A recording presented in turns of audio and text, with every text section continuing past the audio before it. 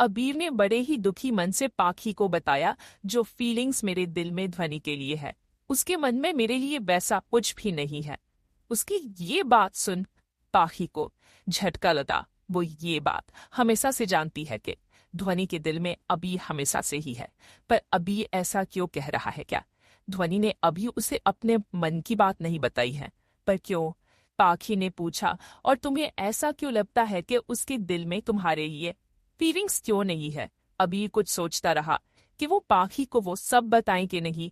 वो ऐसी बातें करने में बिल्कुल भी कंफर्टेबल नहीं था।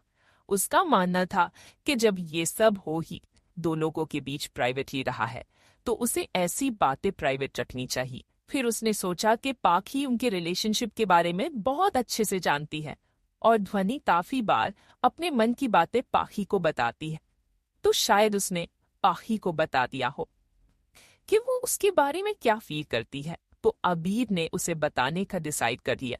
वो पाखी से बोला, एक्चुअली वो मुझे अपने पास नहीं आने देती। पाखी कुछ सोच बोली, की अपने पास आने नहीं देती। अबीर उसके उस अजीब क्वेश्चन से हैरान रह गया और बोला, व्हाट डू यू मीन कितने पास? पाखी बोली, अरे मेरा मतलब है किस विस तो होता है ना तुम दोनों के बीच।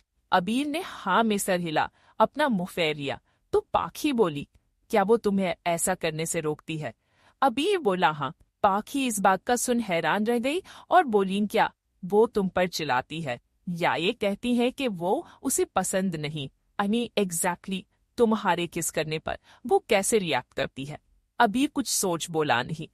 वो चिल्लाती नहीं है, वो बस ये कहती है अबीर कोई आ जाएगा, कोई देख लेगा।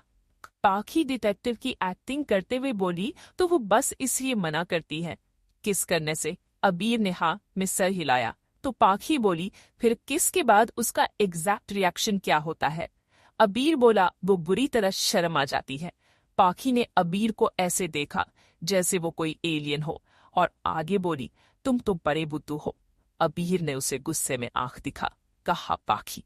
तो पाखी हंसते बोली, अरे मेरे भाई, मेरा मतलब है तुम बड़े भोले हो।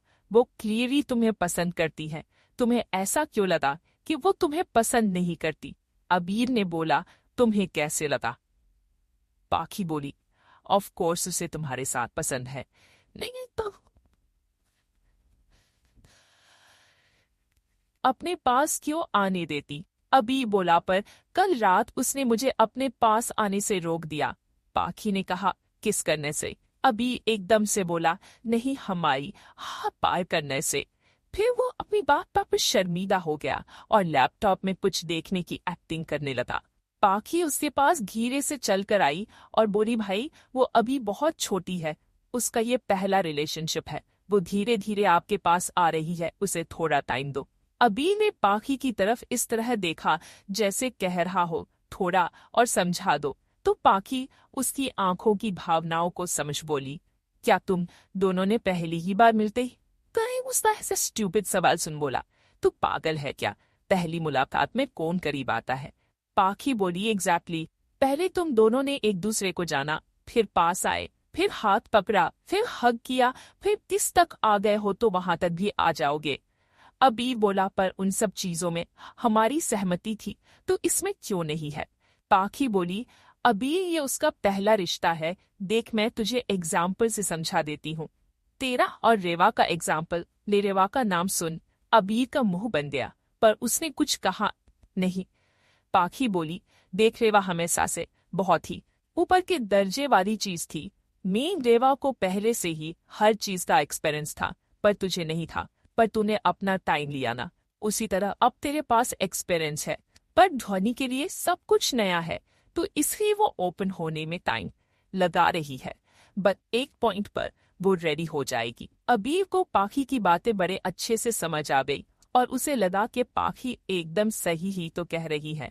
ध्वनि के लिए इतना कुछ थोड़ा ज्यादा हो जाएगा।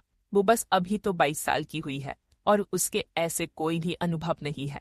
पाखी ने कहा, आया समझ कुछ के नहीं। अबीर ने उसकी इस बात को इग्नोर करते हुए कहा, तू मैनेजर क्यों बनी है, साइकोलॉजिस्ट क्यों नहीं बन जाती?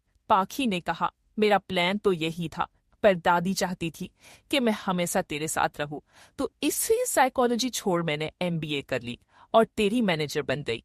अगर बचपन में मैंने तुझे राखी बांधना स्टार्ट नहीं किया होता तो आई एम श्योर दादी मेरी तुझसे शादी करा दी। बट थैंक्स गॉड मेरे इतने बुरे दिन नहीं आए।